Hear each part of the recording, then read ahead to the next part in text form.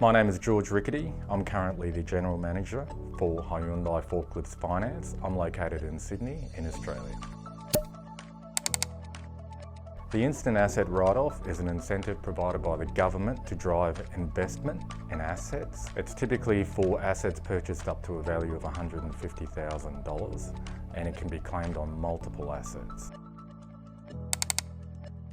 It is limited to companies that are small to medium sized and actually even up to large as well. So if you've got an aggregator turnover of less than $500 million, you do qualify for it.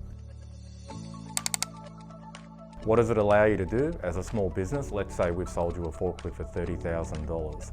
Historically, you would have only been able to claim the depreciation on that asset over a 5 to 7 year period that you owned the asset. Now you can actually claim that as one upfront payment. So what that effectively does is it allows you to claim that $30,000 in the tax year for 2022 coming up, and that will increase your expenses. Invariably, that will then reduce your profit and the amount of tax you could potentially pay.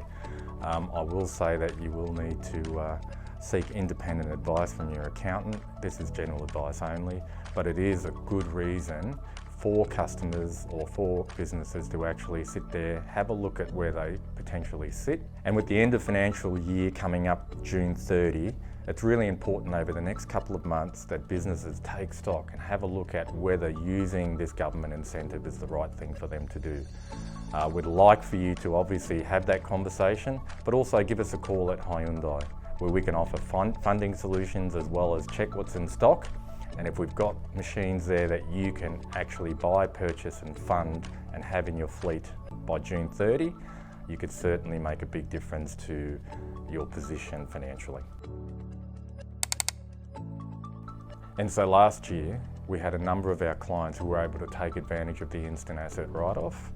And what it did for them, particularly on the back of COVID, it allowed them to bring forward investment decisions that they would normally take a little bit longer to do. So rather than wait a year or two to buy assets, it brought it forward for them, and they were able to not only bring new equipment into their fleet, but they were also able to claim a larger tax deduction as well.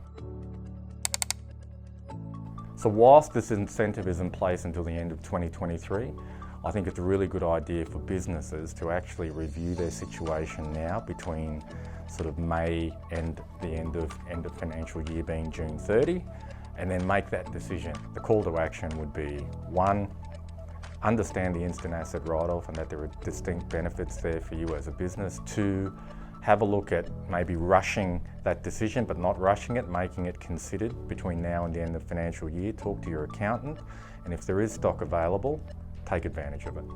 And 3, we're here to do the finance as well.